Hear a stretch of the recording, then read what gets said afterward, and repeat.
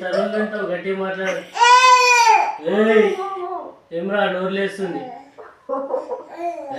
నోరు లేస్తే కొడతారా? మళ్ళీ నోరు లేపుతావు అట్లా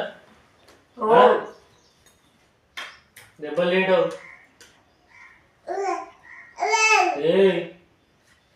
కొడతాడంటాడు.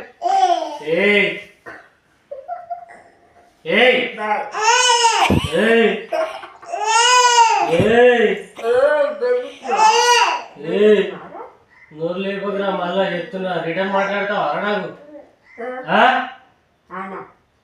మాట్లాడతావు అట్లా